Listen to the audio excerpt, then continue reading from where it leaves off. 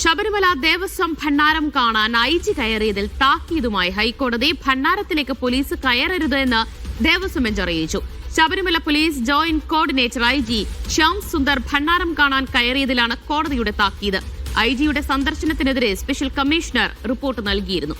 Report പരിഗണിച്ചാണ് കോടതി ഇടപെടൽ. ലിഡിയ ജേക്കബ് വീണ്ടും ചേരുകയാണ്. ലിഡിയ, എപ്പോഴായിരുന്നു ഐജിയുടെ ഭണ്ഡാരം സന്ദർശനം ഉണ്ടായത്? Divya, Sabarimala police joint coordinator IG Shyam സുന്ദറാണ് ഭണ്ഡാരം കാണാനായി കയറിയത്. മുൻപ് തന്നെ ഹൈക്കോടതിയുടെ ഭാഗത്തു നിന്നുള്ള നിർദ്ദേശമുണ്ടായിരുന്നു പോലീസിന് ഭണ്ഡാരത്തിലേക്ക് കയറാനുള്ള അനുവാദമില്ല എന്നുള്ള തരത്തിൽ. പക്ഷേ അത് ലംഘിച്ചുകൊണ്ടാണ് പോലീസ് ജോയിന്റ് കോർഡിനേറ്റർ ആയിട്ടുള്ള ഐജി ശ്യാം സുന്ദർ ഭണ്ഡാരം കാണാൻ കയറിയത്. അതിൽ വലിയ താക്കീതുമായിട്ടാണ് ഹൈക്കോടതി ഇന്ന് വന്നിരിക്കുന്നത്. അതായത് ഭണ്ഡാരത്തിലേക്ക് പോലീസ് കയറരുത് എന്നുള്ള താക്കീത് വീണ്ടും ഹൈക്കോടതി നൽകിയിരിക്കുകയാണ്.